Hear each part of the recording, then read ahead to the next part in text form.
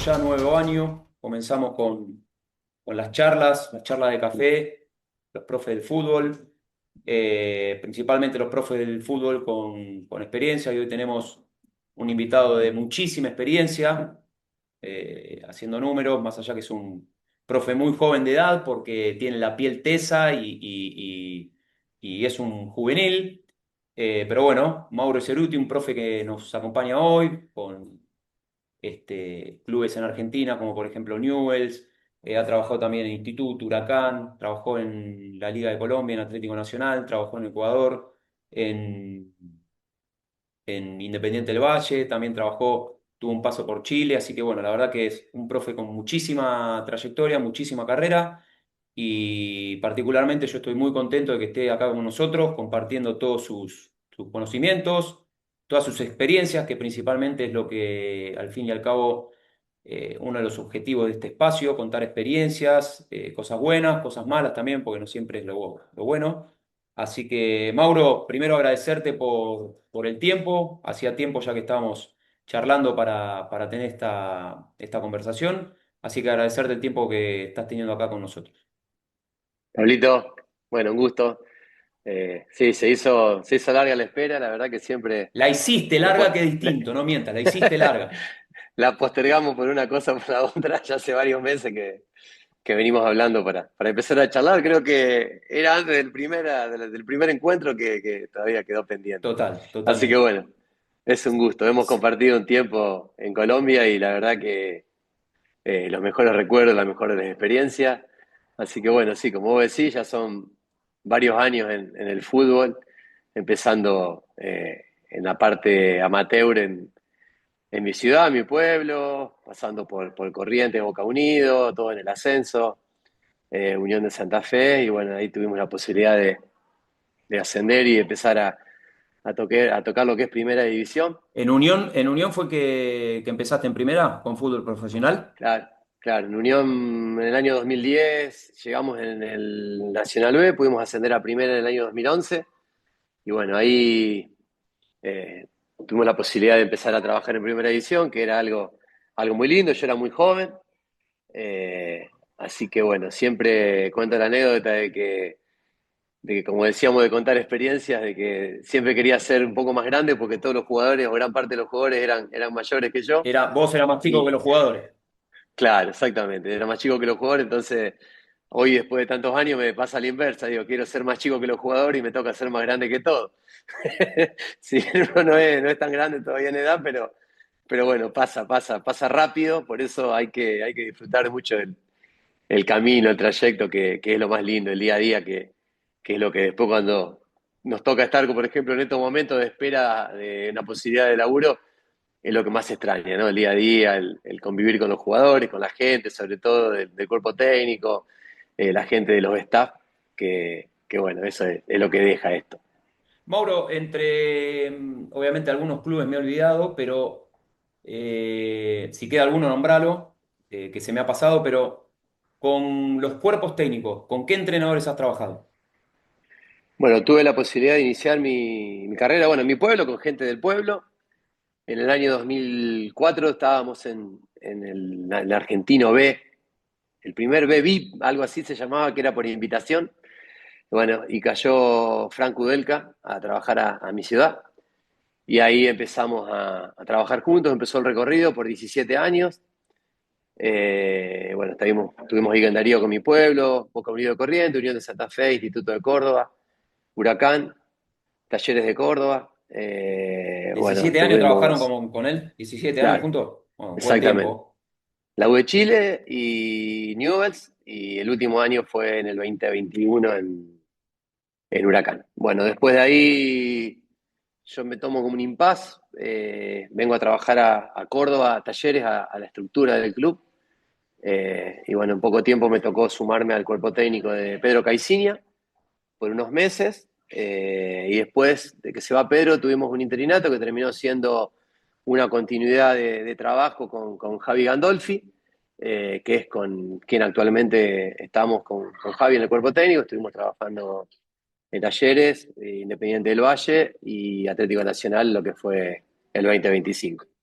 Bien, y te entrelazo un poco, ya que lo tocaste, tu paso por Talleres de Córdoba con, eh, con el motivo de la charla que nos habíamos puesto de acuerdo, bueno, hablar un poco de gestión de carga, control de carga. Eh, Entrando de lleno en el tema, en Talleres vos estuviste como profe institucional, y bueno, circunstancialmente subiste en primera división, pero vos estabas como profe institucional del equipo profesional o a cargo de todo lo que es la preparación física también del fútbol formativo. No, yo estaba como preparador físico institucional. El objetivo del club cuando me incorporan era que coordine todas las áreas relacionadas al plantel de primera división, y con una bajada de línea en el trabajo de la parte física de divisiones formativas. Era un área que abarcaba, bueno, bastante. El objetivo era que vaya creciendo, pero bueno, inicialmente era coordinar toda la parte desde los utileros, el área médica, el área de rehabilitación, el área cargas, Gestionar. bueno, y relación con el cuerpo técnico del plantel que esté de turno. Me tocó estar muy poquito tiempo que estuvo Guillermo Hoyos, y al irse, bueno, ya nos tocó un interinato con Javier, que estaba él más en la parte de gerencia, parte deportiva, a nivel más dirigencial, que bueno, duramos muy poquito tiempo en esa función, y ya después, cuando viene Pedro Caiciña, vino sin PF, y ahí me tocó involucrarme como profe en el cuerpo técnico de Pedro. Cuando Pedro se va, bueno, empezamos el proceso con Javi. Pero sí, el objetivo era un poco una bajada de línea a nivel institucional, sí. Bien, Pero bien. no lo pudimos desarrollar porque fue muy poco el tiempo, la verdad Claro, que, no tuviste fue tiempo. mes y medio más o menos, dos Claro, meses a lo nada, sumo. nada. Bueno, Mauro, ¿cómo, a grosso modo, cómo vas dosificando las cargas eh, con las distintas capacidades condicionales? También aprovecharte con los distintos entrenadores que has trabajado, cómo, sí, no, obviamente sin ir por ahí un dato tan concreto, pero cómo trabajas con un entrenador, cómo trabajaste con otro, cómo integrabas por ahí la parte condicional con la parte técnico-táctica que necesitaba el entrenador. Con algún entrenador trabajamos por ahí de manera más analítica, con otro más integrado. Sí, sí, mira, como decíamos antes, fueron muchos años. Y fue cambiando mucho, la verdad. En 25 años que me toca estar en fútbol, 26 casi, eh, ha cambiado mucho. Yo me crié con las áreas funcionales, digo siempre eso, donde en su momento creo que los profes tomamos mucho protagonismo porque teníamos un ordenamiento de lo que queríamos, ¿no? Y el trabajo de las áreas funcionales, sumado al trabajo de fuerza, donde se trabajaba mucho el aporte de elevados de levantamiento olímpico. Bueno, venía toda esa corriente que con el paso del tiempo fue cambiando, se fueron de a poco involucrando los intermitentes, eh, y bueno, y otro tipo de ejercicio de fuerza, pero sin dejar de lado lo que era el levantamiento y demás, los derivados del levantamiento. Y bueno, en ese momento se trabajaba por ahí mucho más integrado. Nosotros con Darío trabajábamos en microciclos integrados, que llamábamos, donde involucrábamos lo que era en una sesión el área, la parte de física, eh, y la parte técnico-táctica, pero tratábamos de que los ejercicios tengan la carga ya necesaria para no tener que correr. Sí lo hacíamos mucho en pretemporada, ¿no? Donde me acuerdo que había sesiones tradicionales, que por la mañana era la parte de fuerza y se corría, y por la tarde era todo pelota, Claro, pelota, claro. que eso se hizo y lo hemos hecho muchos profes y cuerpos técnicos durante muchos años. Por ejemplo, pasar a un proceso que... vos antes dijiste algo de Talleres. Yo en el año 2015 vine a trabajar a Talleres del Federal A. Toma la conducción del club Andrés Fassi, y venía con una cabeza distinta, superadora a lo que por ahí me había tocado trabajar. Y en ese momento Talleres venía con mucho viento de cambio, y teníamos el apoyo y la obligación, de cierta manera, de buscar cosas nuevas, ¿no? Y con un fuerte aporte económico por atrás para lo que era compra de material y demás. Entonces ahí yo digo que fue un antes y un después de mi carrera, porque ahí conocimos lo que era el GPS en el año 2016. En el Nacional B teníamos ya GPS, había equipos en primera que todavía no lo tenían, máquinas bisuinerciales, bueno, superficies inestables, en fin, TRX, cosas que empezaban a entrar en el ambiente del Es, fútbol y del entrenamiento. eso quizás Eh, para ese momento y para el fútbol, y quizás clubes segunda división para ese momento era algo como no visto. Exactamente. Y ahí tuve la posibilidad de comenzar a trabajar con Mario Di Santo, que se une a la estructura del club, que Mario, bueno, es un referente en lo que es la parte de prevención y recuperación. Y bueno, ahí empezamos a desarrollar mucho lo que era el tema de la parte de prevención en el fútbol, ¿no? Con todo este tipo de trabajo que se hacen ahora, bueno, de desarrollar circuitos o dinámicas que hacíamos, ¿no? Que fue muy, muy, muy enriquecedor. Pero por eso te digo, fue un proceso de mucha formación, porque era empezar a trabajar con los GPS, empezar a entender lo que era el GPS.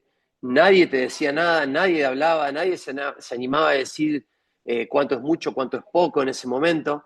Eh, las máquinas inerciales, las yoyo, las poleas cónicas, donde se venían de España y había una corriente nueva, donde no sabíamos cuánto era mucho, cuánto era poco, si antes o después del entrenamiento. Bueno, fue, por eso te digo, un proceso de mucho crecimiento en tratar de entender todo eso, ¿no?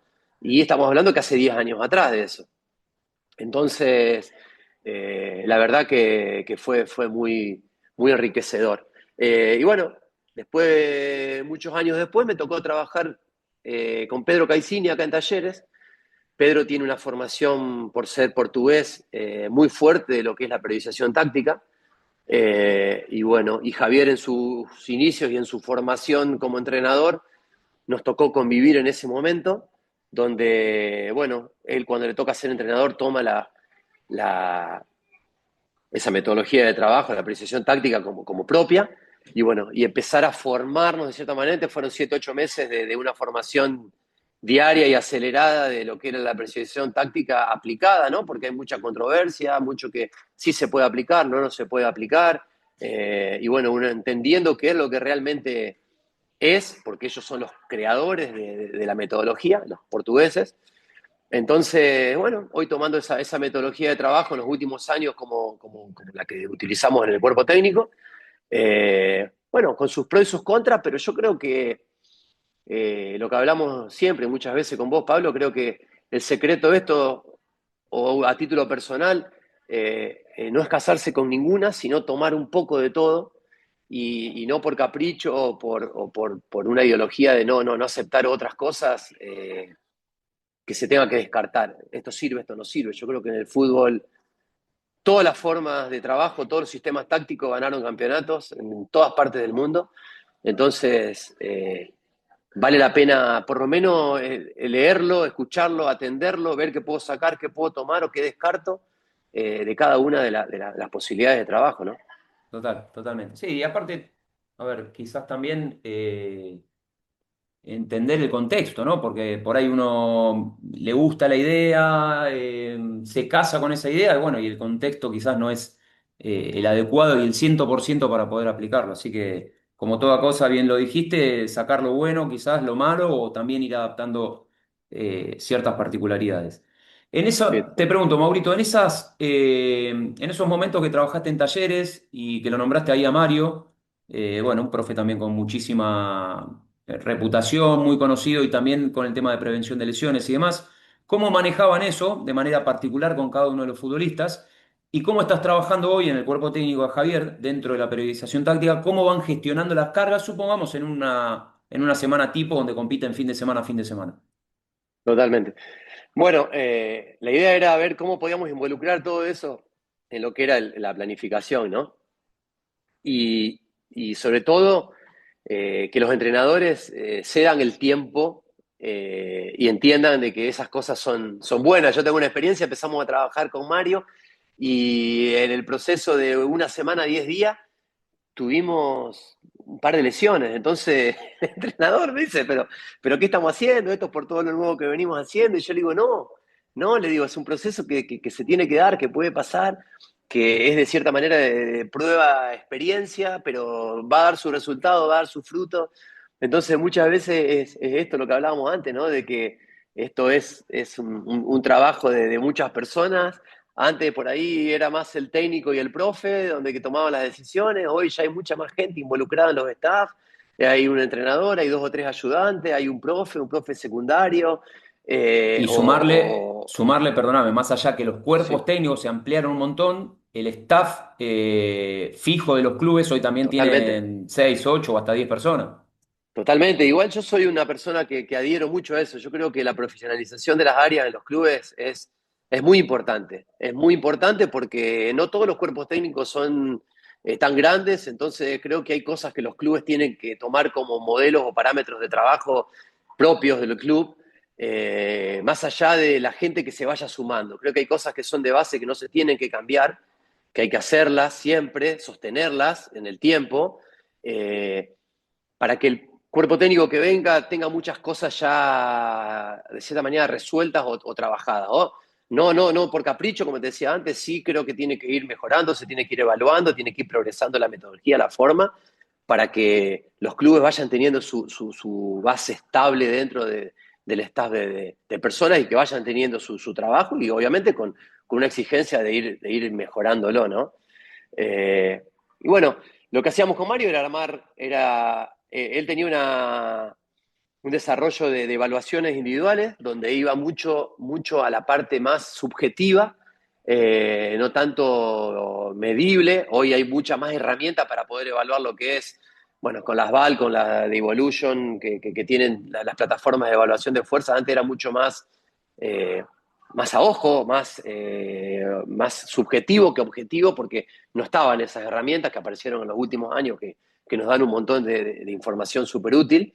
Entonces era evaluaciones funcionales del deportista, del jugador, donde se le hacían una vez al mes y medio, y se detectaban, como hacemos hoy, déficits, desbalances, donde se armaban rutinas o papelitos, planilla, la típica planilla individual, donde el jugador la trabajaba de manera individual, preentreno, ¿no? Post desayuno, preentreno, y después sí armábamos por ahí, muchas veces en la semana, trabajos de tipo preventivo o grupales, ¿no? Donde hacíamos, involucrando trabajo, depende. A veces en un día mezclábamos un poco de todo, tratando de tocar un poco de cada músculo o de cada articulación. Otro día hacíamos más hincapié en alguna articulación, en algún lugar más predominante. Lo íbamos rotando y obviamente con el trabajo de fuerza en campo, ¿no? Bueno, con el paso del tiempo a mí me gustó mucho esa metodología, tratamos de seguir haciéndola, seguir desarrollándola. De hecho, hoy con Damián, que estamos trabajando juntos, con Damián Solís, tratamos de seguir trabajando eso, ¿no? De detectar con los staff o de nosotros como cuerpo técnico déficit en los jugadores para que puedan ir trabajando de manera individual, pero obviamente siempre pre-entrenamiento y post-entrenamiento hay un desarrollo del trabajo de fuerza, ¿no? Primero apuntando a un objetivo más depende, ¿no? Depende el día de la semana, depende previo al partido cuántos días tengamos, pero sí por ahí haciendo más hincapié que la parte de estructura de tren superior sea post-entrenamiento, que el pre-entrenamiento esté más implicado a lo que es el desarrollo de la fuerza de tren inferior, de la parte de prevención y de fuerza explosiva o potencia, ¿no? Depende del día de semana que lo vayamos buscando. Eso nosotros hacemos una planificación previa a la semana donde decimos, bueno, este día hacemos más preventivo, este día más potencia, este día más fuerza estructural, que es lo que llamamos, donde movemos un poco más de kilo, y más cercano al entrenamiento, más lo que es la parte de fuerza, más fuerza dinámica o fuerza rápida, explosiva, ¿no? Bien, bien. Mauro, en los trabajos de fuerza, ¿te gusta a vos, por ejemplo, supongamos que vas a hacer el entrenamiento de fuerza el día martes o el día miércoles, jugando fin de semana, el -4, llamémoslo si se quiere, o el -3? ¿Te gusta hacer el trabajo de fuerza potencia, de fuerza rápida, de fuerza explosiva? ¿Te gusta hacerlo quizás en gimnasio para después ir al campo o te gusta trasladar la fuerza en algún momento dentro del campo con determinados ejercicios, con alguna ejecución técnica? Sí, a mí me gustan las dos formas. Yo creo que el desarrollo de la fuerza rápida con la transferencia en campo es bárbara, es espectacular. Si se puede con algún gesto de fuerza combinado con algún gesto técnico posterior y de velocidad, mucho mejor. Eh, pero sí, sí, a nosotros nos gusta trabajar de esa manera. Y el día que vamos a hacer, por ejemplo, un -2, que es el día donde se busca el pico de velocidad o superar determinado porcentaje de velocidad que cada cuerpo técnico determine para esa sesión, sea el 85, el 90%, depende del criterio que tenga cada uno. Obviamente hay una predisposición, una puesta a punto en el gimnasio, si es posible, si es factible, para predisponer ese tipo de tensiones que va a recibir el jugador después en campo. Sí, sí, lo buscamos en el gimnasio. Obviamente es difícil replicarlo porque uno es en trasladarse y el otro son gestos, a lo mejor no de trasladarse, depende de la posibilidad que cada uno tenga, ¿no?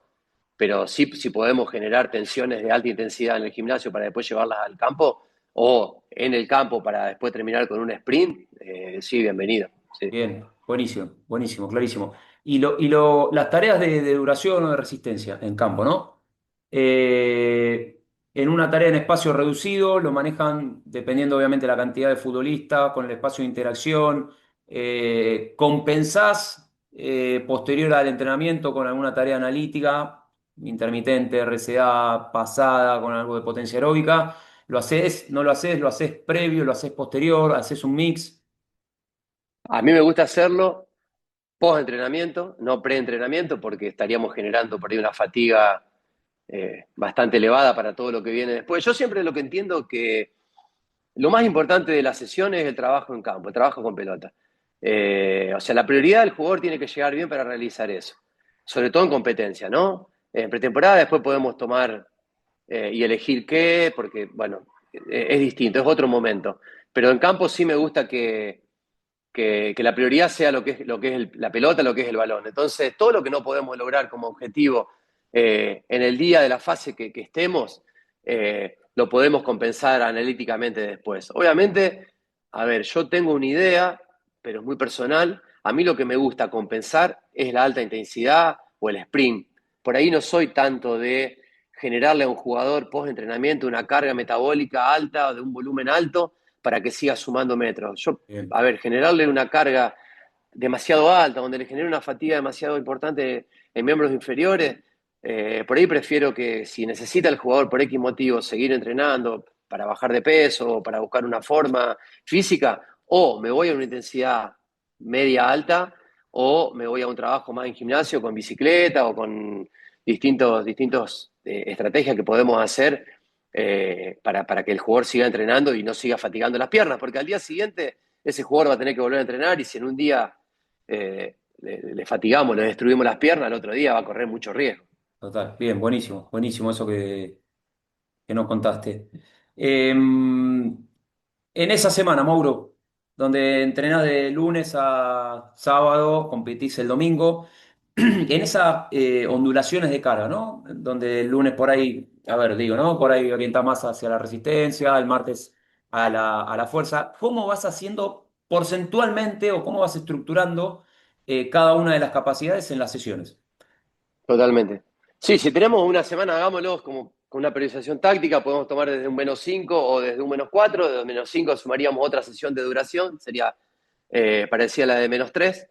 Podemos hacer desde -4 con una sesión donde buscamos la parte de fuerza, donde trabajamos la parte de tensión, donde nos vamos a los espacios reducidos, trabajos obviamente lo que buscamos en un día de tensión es generar estímulos de alta intensidad en lo que es aceleraciones y desaceleraciones. Para eso, ¿qué necesitamos? Jugar con los espacios, jugar con la densidad de jugadores, ¿no?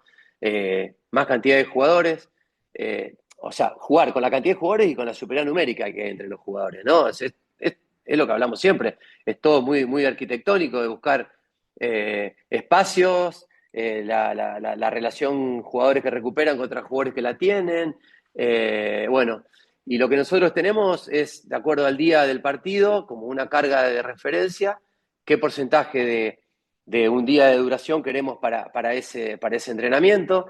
Obviamente tiene mucho que ver si venimos con mucha densidad o mucha cantidad de partidos, qué día, qué carga acumulamos para ese día.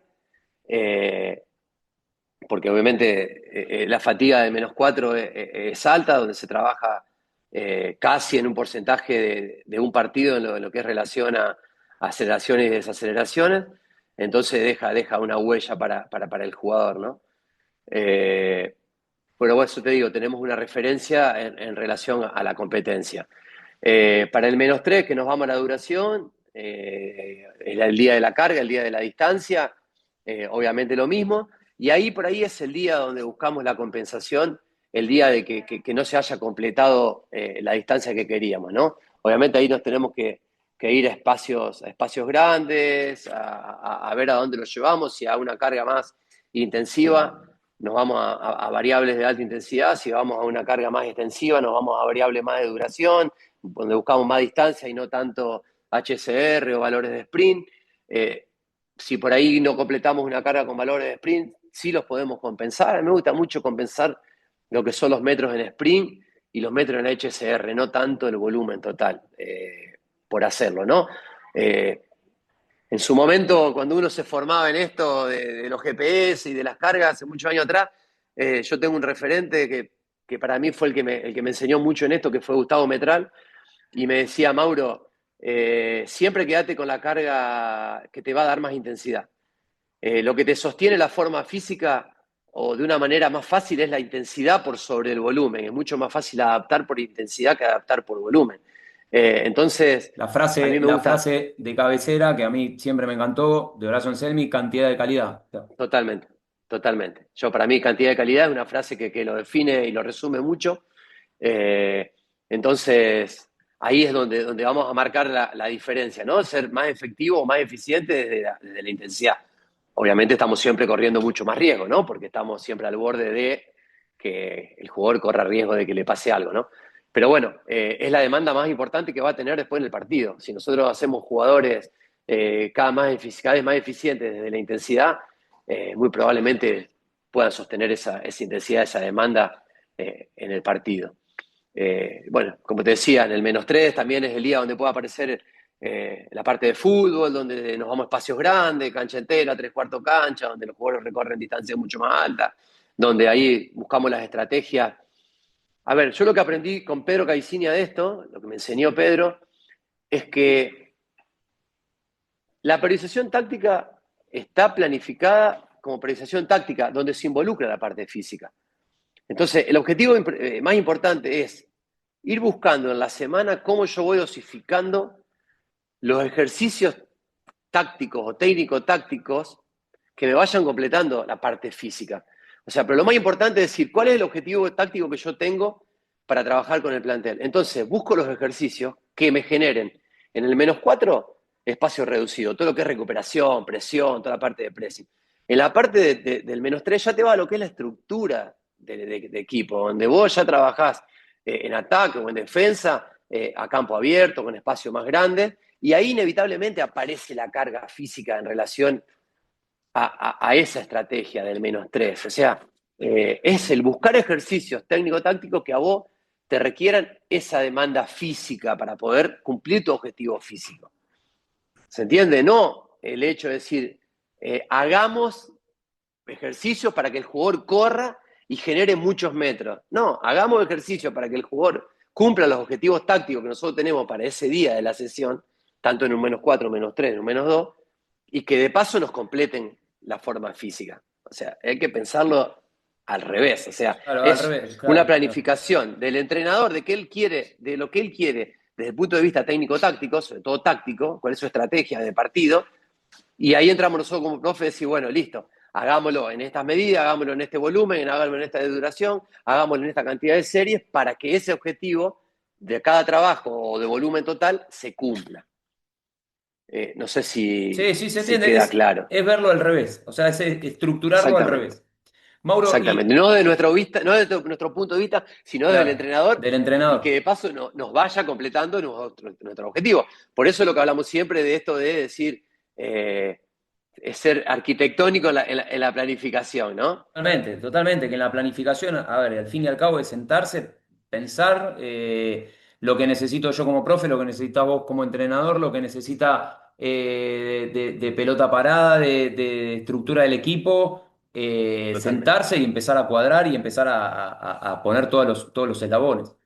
Eh, Totalmente. Y si ya, Pablito, disculpame, nos vamos al día -2, que es el día de la velocidad, probablemente haya un trabajo o dos de velocidad, donde el objetivo es, en el caso mío, como hay hace mucho tiempo que se viene trabajando, de tratar de lograr un pico de velocidad, que el jugador por lo menos llegue a un estímulo 2 en la semana de por arriba del 90% de su velocidad máxima registrada. Bueno, probablemente ahí los ejercicios a buscar, a lo mejor no te van a completar 100% un trabajo táctico, hay que buscarle, hay que hacer ingeniería para buscar qué es lo que puedo yo hacer como trabajo técnico, táctico o físico técnico, táctico para poder lograr ese objetivo. Pero probablemente sea un solo ejercicio en la sesión donde yo pueda completar ese objetivo y ya está. Después ya me voy a un -2, que es el planteo de partido, donde ya empiezo con la pelota parada, la estrategia táctica, bueno, en fin. Eh, es donde también el entrenador empieza a tomar su protagonismo importante, ¿no? Mauro, y en ese día, por ejemplo, el -2, el día de velocidad, donde la tarea fue X y quizás no llegaron, por determinado motivo, no llegaron a ese 80, 85, 90% de velocidad máxima que se buscaba. Finalizado el entrenamiento, jugador que no llegó, ¿le haces alguna tarea analítica para tratar de que lo toque como, obviamente como estímulo, pero también como mecanismo preventivo? Sí, totalmente. Es lo que hablamos siempre, es el contexto. Yo creo que todo esto es importante si lo tomamos en contexto y no por capricho decir sí o sí tengo que llegar al 90%. Para mí es importante por una forma de lograr forma física, de entrenarse, como una inyección preventiva, como se dice. Eh, pero bueno, hay que analizar el contexto, hay que ver el jugador, por ahí un jugador que viene tocado y lo hizo a un alargue y te llegó un 70, 75 y la prioridad es que llegue al partido o que haga el táctico después, Con eso obviamente te no le digo quedás. nada. Total. Pero si es un jugador que no está teniendo los minutos que él quiere tener o que todos queremos que él tenga y necesita seguir entrenándose, probablemente busquemos dos, tres estímulos más donde se acerque a ese número, ¿no? Estamos todavía a 48 horas del partido y después también lo otro, Pablito, buscar si el jugador es titular o es suplente. Si el jugador es suplente, uno puede jugar un poco más. Después está lo otro que hablamos siempre, si jugamos cada 3 o 4 días, jugamos una vez a la semana. Pero bueno, ahí tampoco hay que dejar de hacerlo con los jugadores que, por ejemplo, en un -2, vos vas a tener probablemente recuperado a los jugadores que jugaron hace 2 días antes y meterle un pico de velocidad de vuelta del 90% es muy riesgoso. Entonces, tampoco hay que dejar de hacerlo con el jugador que no jugó, o jugó 60 minutos, o 65 minutos. Entonces, y hay que ver si a lo mejor en el partido hace 2 días atrás no lo tocó, o si le tocó entrar y lo tocó, por ahí a lo mejor lo dejas pasar, o si no lo tocó hace una semana porque no le tocó entrar en el partido en 3 semanas, le pedís que lo haga. Creo que es lo que hablamos siempre, es criterio, es contexto, es Totalmente. no encapricharse. A ver, Total. yo soy muy de decir, o sea, no me quiero casar con la teoría inevitable de decir, no, porque la teoría dice que, Los libros dicen. y, el libro dice, y sí, el libro Totalmente. dice, pero la realidad no te dice qué pasó si vos lo hiciste hacer y se lesionó.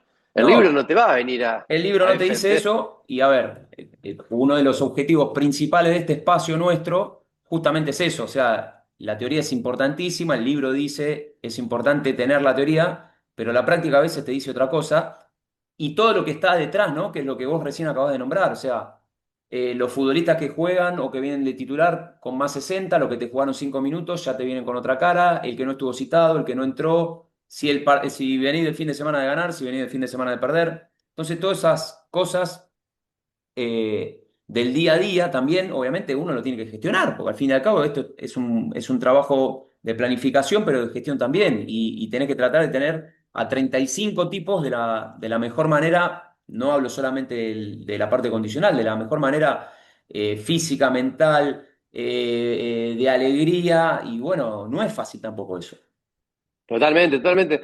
Y una de las posibilidades de lo que hablábamos antes, por ejemplo, un -2, tratando de buscar un pico de velocidad máximo de un jugador, es haciéndolo. Es una buena estrategia para hacer algún juego donde el Juego, jugador claro, compitiendo con otro total. busca ser competitivo, ganar y se esfuerza por hacer un pico de velocidad. Pero lo que pasa es que también para lograr un pico de velocidad tenés que ver dónde. Porque, por ejemplo, vos en Colombia, en Ecuador, y en 30 metros, 35 metros, los jugadores, por la genética, la fibra muscular que tienen, y se te mete en zona ya por arriba del 90% de la velocidad de él. Ahora, en Argentina le cuesta un poquito más, entonces ya tenés que irte a metros un poco más largos, o sea, jugar. Por eso que es importante conocer el contexto. El jugador más explosivo y genera velocidad un poco más rápido y tiene pico de velocidad más rápido. Cuando por ahí te venía a Argentina, no todos te meten en 35 metros, entonces ya tenés que buscar distancias de 40 metros, ver si lo haces lineal, si lo haces curvilíneo, si lo haces en zigzag, qué sé yo, buscar estrategias para que el jugador, sobre todo, entienda que no es un reto el tratar de buscarlo a esa velocidad, sino es parte del entrenamiento, y es por ello. Totalmente, total. Mauro, te hago la última y bueno, volverte a agradecer por el tiempo. Eh, Nos contaste cómo estructuras o cómo estructuran la semana en una semana tipo. Te pongo ahora, tenés partido entre semana, un partido local o partido de copa. ¿Cómo estructurás esa semana con los muchachos que más minutos tienen, con quizás con 3 sesiones entre medio? Orientás qué día más la recuperación, qué capacidad tocas en esos 3 días o en esas 3 sesiones, qué capacidad es la que no tratás de no dejarla liberada. Eh, y hoy, por ahí con la posibilidad que tenemos los profes y determinados clubes, obviamente, ¿con qué tecnología te movilizás? O sea, ¿qué dispositivos utilizás? GPS, plataforma de fuerza, encoder, dinamómetro, y en base a eso, bueno, con los distintos datos, ¿cómo trabajás también la parte preventiva y la parte individual? Sí, es todo un tema. Yo soy de la idea que el jugador, cuando juega cada 3 4 días, lo más importante es recuperarse. Es recuperarse. No vamos a ganar nada entrenando. Obviamente, lo más importante ahí es darle prioridad a que pueda entrenar desde el punto de vista táctico, que esté disponible para entrenar en el. Depende, si juegas cada 3 días, el -1 o el -2 con el entrenador. Pero sí, para mí es de vital importancia el entrenamiento con los jugadores que menos juegan. Porque el jugador que no juega cuando hay competencia cada 3 4 días, que le toca jugar, competir poco, se viene muy, muy abajo en su forma física. Entonces es de vital importancia, hasta te diría el día pre-partido, el -1, buscar alguna estrategia de trabajo para que tenga una carga, por más mínima que sea. Obviamente, si sabemos que no va a jugar, y si no jugó el partido anterior, no va a jugar de titular, ¿no? No si va a ingresar, pero tratando de buscar estrategias de que el jugador que no jugó se mantenga lo más entrenado posible. Y después, bueno, hemos pasado por varias estrategias de recuperación, de ver cómo podemos detectar que el jugador está recuperado. La más importante para mí es la charla con el jugador, el tú a tú, es el lograr esa honestidad del jugador que no se logra de un día para el otro, de que te diga que realmente está bien o no está bien para jugar. Obviamente el jugador siempre quiere jugar, pero hoy con esto de los 5 cambios, los jugadores van teniendo índices de fatiga para mí menores, porque la mitad de los jugadores se pueden cambiar, entonces ya no todos te juegan 90 minutos, ya juegan 60, 55, 70 y ya no es lo mismo jugar 90 que jugar 70, que jugar 65, entonces ya se puede disponer un poco más de los jugadores jugando cada 4 días, cada 3 el jugador no llega al 100% recuperado, cada 4 ya se recupera. Pero bueno, a ver, hemos hecho evaluaciones bioquímicas con sangre, de control de CPK. Me ha tocado en Ecuador con la cámara me sale la termográfica. La termografía. eh, También la hemos tenido en cuenta. Hemos hecho evaluaciones de salto, hemos hecho evaluaciones de fuerza isométrica. eh, Hemos obviamente monitoreado GPS, hemos hecho control de percepción subjetiva con escala de wellness, de recuperación. Bueno, en fin, creo que en los últimos 7, 8 años hubo varias herramientas para poder detectarlo. Hay que ir buscando alternativas, hay que ir viendo cuál es lo que uno se va sintiendo más cómodo, cuál es la que uno va viendo que el jugador te entrega la mejor respuesta. Porque en eso, como te decía antes, es importante, vos le haces una evaluación de salto, una evaluación de fuerza isométrica máxima a un jugador para detectar fuerza o déficit en isquiotibiales, pero si el jugador no te entrega al 100, eh, no podemos determinarlo.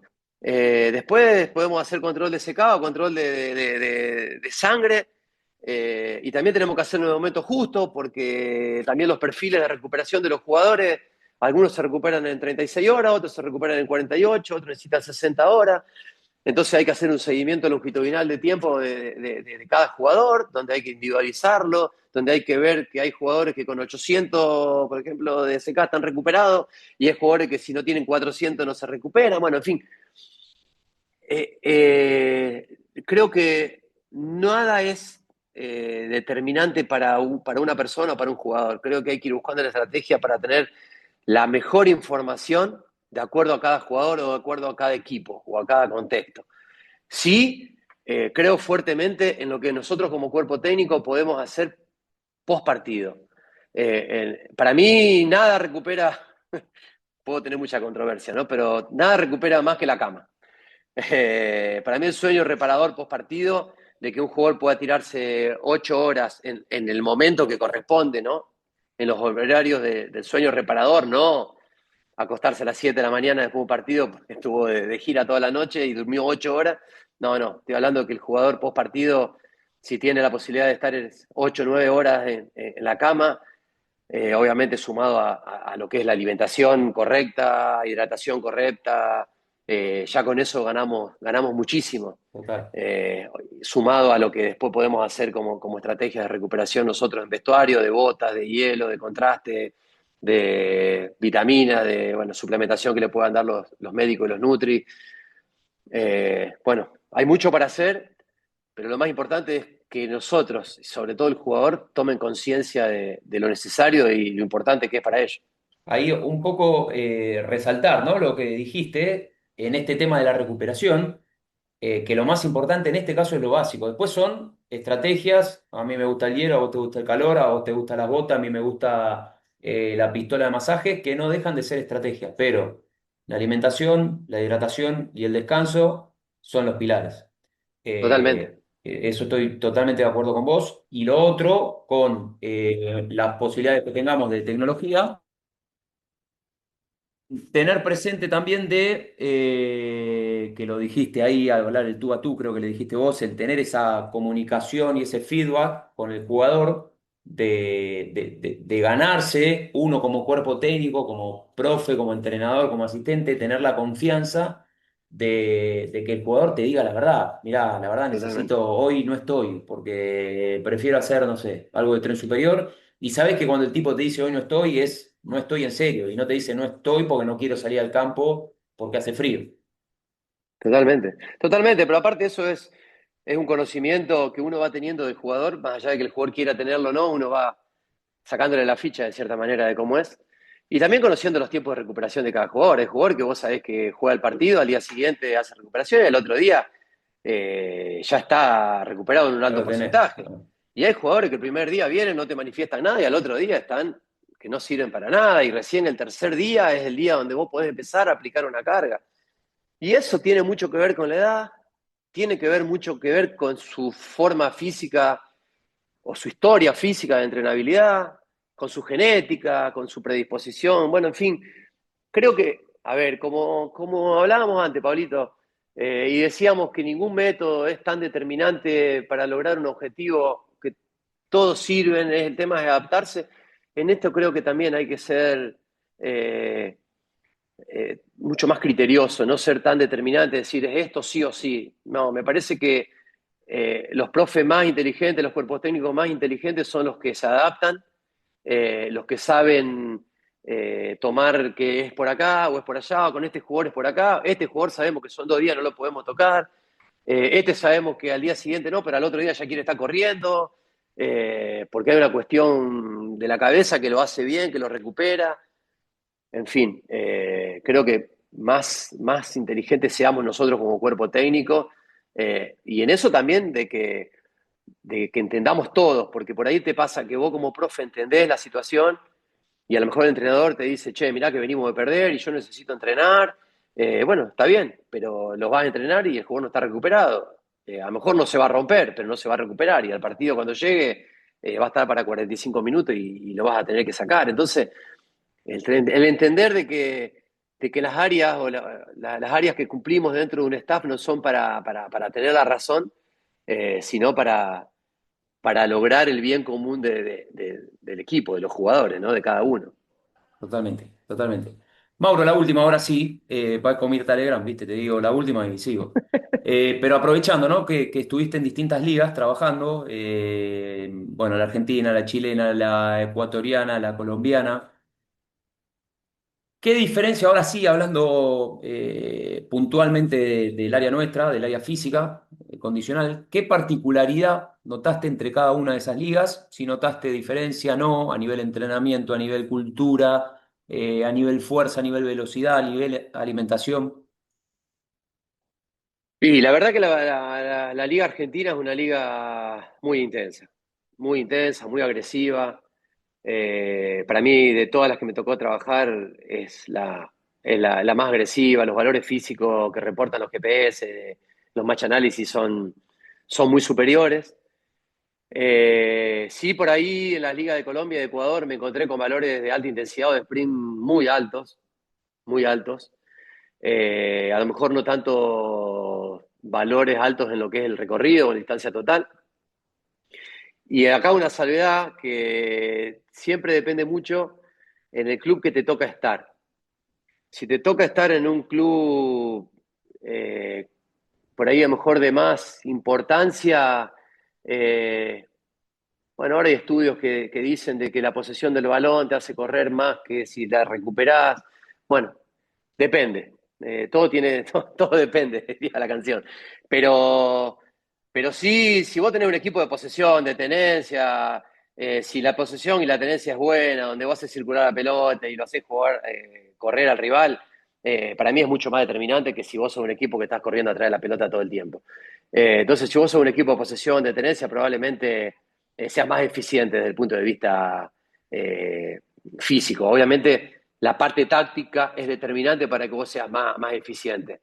Eh, un equipo ordenadito desde el punto de vista defensivo, haciendo los corrimientos defensivos, donde hay poca distancia entre jugador y jugador, donde hay poca distancia entre línea y línea, obviamente va a generar recorrido mucho más corto y el equipo que está atacando va a tener que correr mucho más para poder generar espacio y demás.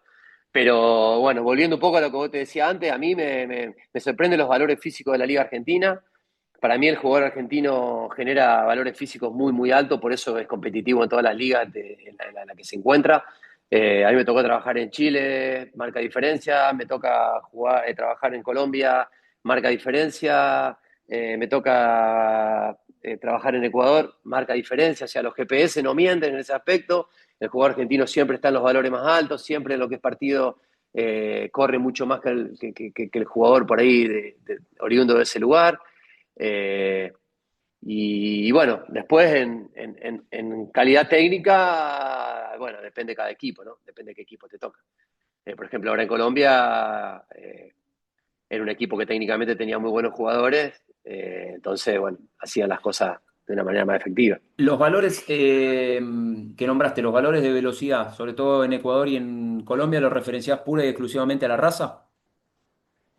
Y yo creo que de cierta manera sí, yo creo que de cierta manera sí, porque, a ver, inevitablemente los jugadores que tenían pico de velocidad más alto eran de raza más oscura, o sea, eh, picos de velocidad de 35 kilómetros por hora para arriba, es muy difícil que el jugador de raza blanca te lo pueda generar. No digo que no se genere, ¿no? En esto no hay que ser determinante, pero en la cantidad de jugadores que te lo pueden generar, seguramente vamos a ser menos. La mayoría van a ser de raza oscura. Sí, Mauro, totalmente. bueno, nada, agradecerte, le metimos horita larga, una linda charla, has compartido un montón de cosas, un montón de experiencias que te han pasado en las distintas ligas, con los distintos entrenadores, así que agradecerte por el tiempo, muy rico para todos nosotros, para los profes, los que recién empiezan, los que ya tenemos cierta cantidad de años en esto, siempre es bueno escuchar gente con, con barro encima, como le digo yo y que cuente ni más ni menos que lo que vivió, ¿no? Que es un poco lo que dijiste vos. El libro es importante, la teoría es importante, pero el contexto creo que es determinante. Así que agradecerte por el tiempo que compartiste con nosotros. No, Pablito, agradecerte a vos. La verdad que Bueno, hablar de esto que tanto nos apasiona siempre es lindo. La teníamos pendiente, íbamos a hablar 45 minutos, no sé cuánto llevamos. Eh, pero bueno, y como digo siempre, a ver, es una opinión, es una forma que fue variando, fue mutando y sigue cambiando, porque creo que en esto hay que estar siempre buscando cosas nuevas, Preparado y estrategias, actualizado, total. totalmente, y cada uno puede no compartirlo, y ahí, bueno, ahí está bueno para que uno reflexione y piense, decir, che, lo haría de otra manera, Ni hablar, y seguramente le va a dar resultado también. ni hablar. Y bueno, y está bueno, valoro mucho este espacio, Pablito, donde todo el mundo pueda escuchar, pueda hablar, pueda compartir. Esto nos hace mejores a todos. Creo que no solamente el jugador argentino es bueno y trasciende en el mundo, sino los profesionales que trabajan en el fútbol. Yo valoro mucho a los preparadores físicos argentinos, están en todas las ligas de todas partes del mundo y siempre con equipos competitivos, tanto de los entrenadores, los staff, no solamente los jugadores.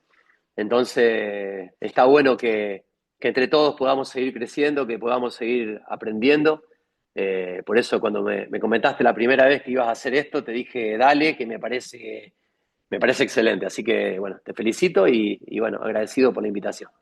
Bueno, recalco, lo que dijiste ahí, principalmente de los profes argentinos que están dando vuelta por todos lados y en todos lados con muchísimo éxito.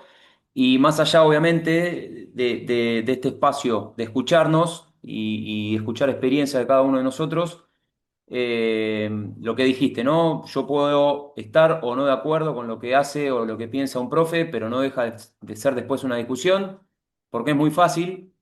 Y también este espacio lo generé un poco por eso, porque me da mucha bronca a mí hoy que tenés un tipo tomando mate abajo del aire acondicionado, eh, destruyendo un profe donde nunca estuvo delante de un plantel, donde nunca armó una planificación y hablando de, mirá lo que está haciendo el profe de tal equipo, eso no se hace, se trabaja de determinada intensidad, hay que hacer esta cosa, bueno, y abajo de un aire acondicionado, tomando mate, en un sillón, es muy fácil, así que también un poco es la idea de este espacio. Así que Mauro, agradecerte y al resto de los profes nos estamos viendo en el próximo encuentro. Saludos a todos.